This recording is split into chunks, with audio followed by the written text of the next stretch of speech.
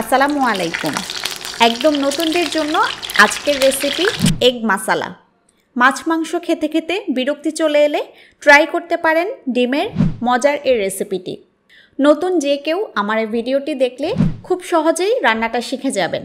চলুন সহজে আপনাদের শিখিয়ে দিই এগ মাসালা রেসিপি।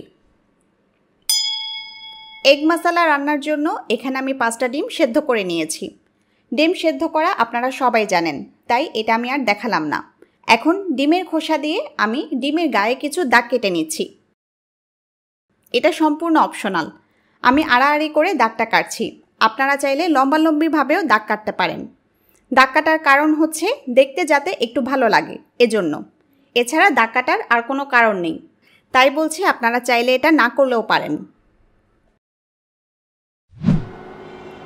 এবার চুলায় একটা প্যান বসিয়ে দিয়ে দিচ্ছি তেল। 7-8 টেবিল চামচের মতো তেল দিলাম।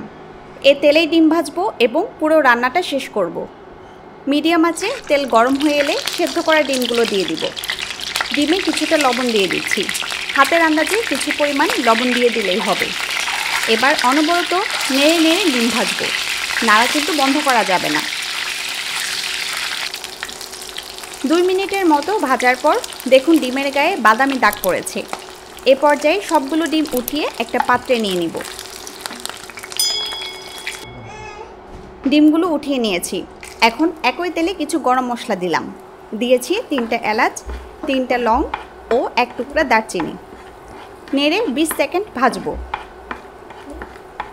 20 সেকেন্ড ভেজে দিচ্ছি 1 কাপ পেঁয়াজ বাটা। নেড়ে নেড়ে 1.5-2 মিনিটের মতো পেঁয়াজ বাটা ভেজে নিব। এরপর দিচ্ছি 1 চা চামচ রসুন বাটা। রসুন বাটা দিয়ে আরও 30 সেকেন্ডের মতো ভেজে নিয়েছি। এবার কিছু গুঁড়া মশলা দিব। প্রথমে দিচ্ছি 1 চা চামচ হলুদ গুঁড়া, 1 চা চামচ মরিচ গুঁড়া, 1 চা চামচ জিরা গুঁড়া, আর দিচ্ছি 1 চা চামচ লবণ। নেড়ে মশলাগুলো 30 সেকেন্ড কষাবো। এরপর দিচ্ছি টমেটো পেস্ট। টমেটো ব্লেন্ড করে নিয়েছি, 1 কাপের মতো দিলাম। নেড়ে নেড়ে সব কিছুর সাথে মিশিয়ে দিচ্ছি। টমেটো পেস্ট দিয়ে 1-1.5 মিনিটের মতো নেড়ে নিয়েছি। এবার ভেজে রাখা ডিমগুলো দিয়ে দিচ্ছি। সব কিছুর সাথে নেড়ে নেড়ে কিছুক্ষণ ডিম কষিয়ে নিব। ডিম দিয়ে 2-3 মিনিটের মতো সব কিছুর সাথে কষিয়ে নিয়েছি। পেঁয়াজ ও টমেটোর জলীয় অংশ টেনে গেছে, তাই আমি সামান্য পানি দিয়ে দিচ্ছি। 1/2 কাপের মতো পানি দিয়ে দিলাম। পানি দিয়ে ঢেকে দিয়ে কিছুক্ষণ রান্না করব।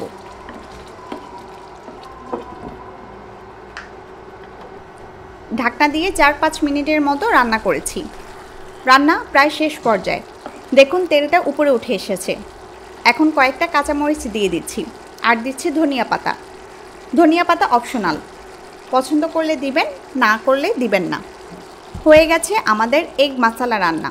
একদম সহজ প্রসেস ও সাদামাটা রান্না, তবে খেতে ভীষণ টেস্টি। বাসায় ট্রাই করলে জানাবেন কেমন হলো। সবাই ভালো থাকুন, সুস্থ থাকুন। আল্লাহ হাফেজ।